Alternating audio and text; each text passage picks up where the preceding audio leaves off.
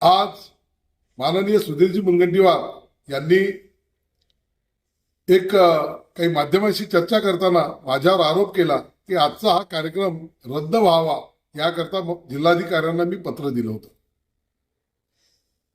जेव्हा काही माध्यमांच्या माध्यमातून कळलं की 22 तारखेला पूजनीय, प्रातस्मरणीय, वंदनीय जे आमच्या विचार परिवाराचे प्रमुख आहेत त्या सरसंघचालकांच्या हस्ते हा कार्यक्रमाचं उद्घाटन होणार आहे. तसेच या राज्याचे प्रमुख भारतीय जनता पार्टीचे नेते माननीय देवेंद्रजी फडणवीस साहेबांच्या हस्ते होणार आहे. त्यामध्ये 9 तारखेला हे पत्र दिलं आणि त्यामध्ये लिहिलं एक अति तातडीची बैठक आयोजित करावी जेणेकरून 22 तारखेला होणाऱ्या कार्यक्रमाचा अगोदर तिथल्या सर्व व्यवस्था पूर्ण व्हाव्या, ज्या ज्या होण्यासारख्या त्या ताबडतोबीनं कराव्या.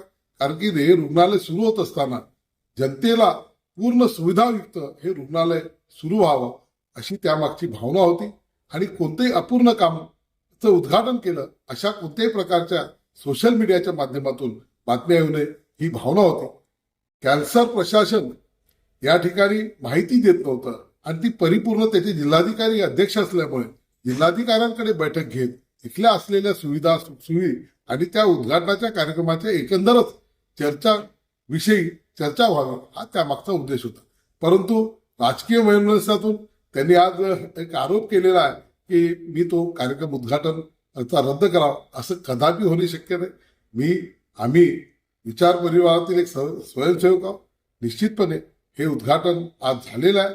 लोकांच्या सेवेमध्ये हॉस्पिटल या ठिकाणी रुजू झालेलं आहे. याबद्दल शुभकामना.